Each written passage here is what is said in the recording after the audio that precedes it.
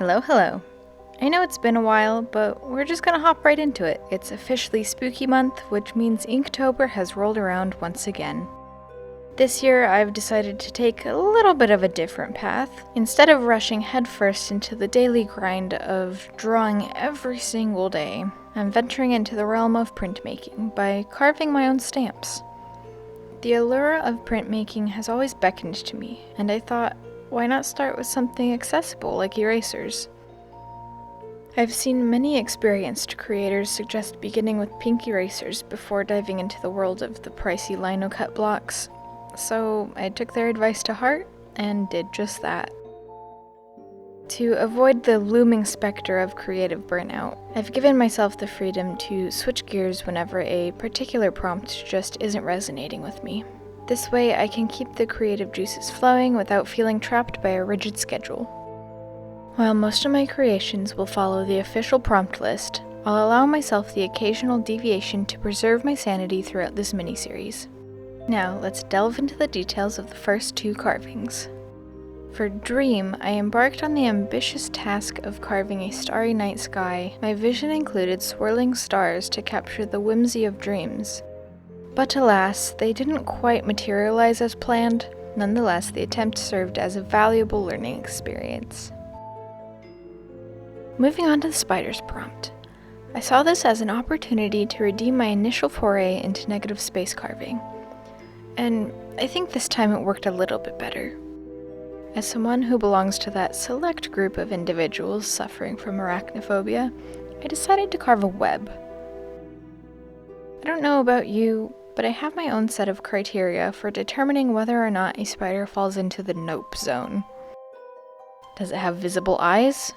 Is it hairy? What about them mandibles? Does it move faster than the blink of an eye? Is it larger than a quarter? If it meets any of these criteria, that's a nope. And many of these 8-legged creatures fall under the nope zone, which is why I am incapable of looking at references other than that of a black widow or a traditional tattoo design. And thus, why I chose to carve the spider's web instead of the actual spider itself, which I actually find quite pretty.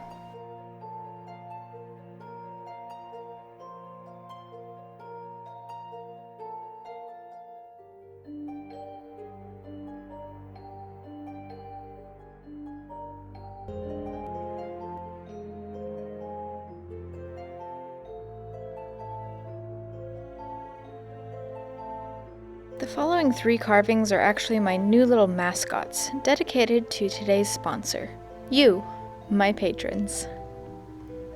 After a previous attempt at creating a Patreon community, I've recently revamped my membership tiers to be more sustainable for me as a small creator. Starting at just $3.50 a month, you can become an Inksplot to show your general support while gaining access to a treasure trove of exclusive content. It's a fantastic way to dive deeper into my creative process and help build our little community. At the $10 tier, you'll ascend to the coveted title of Inkwell. As an Inkwell, you'll unlock an array of digital downloads and anticipate occasional snail mail, which may include something like a sticker or a small print. And finally, at the $20 tier, we become pen pals. Alongside all the previous perks, you will receive a tangible masterpiece straight from my ink-stained fingertips, a hand-carved print as a way for me to express my heartfelt gratitude and thanks. So, if you'd like to support my artistic journey and become an integral part of my craft, please consider becoming a member.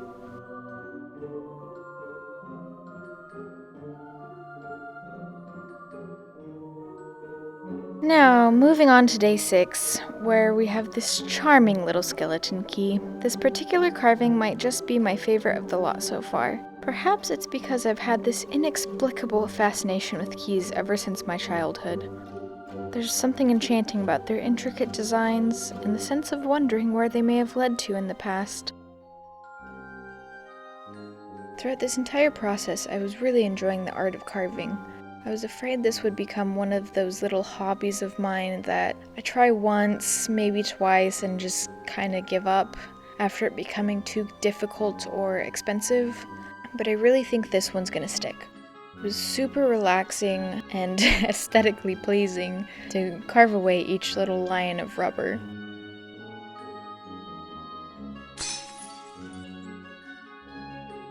What's more drippy than an inky capped mushroom?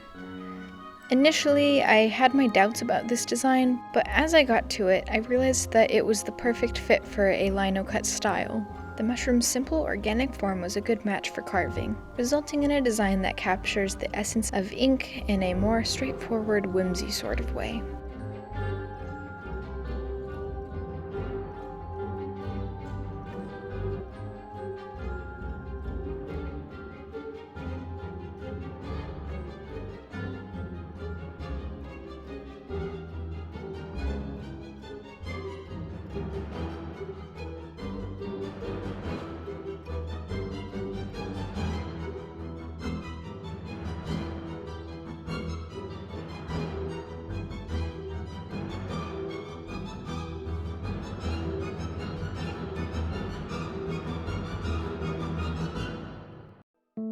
And that's a wrap for this week, but stay tuned every Friday throughout October to see what else I've got in store for you.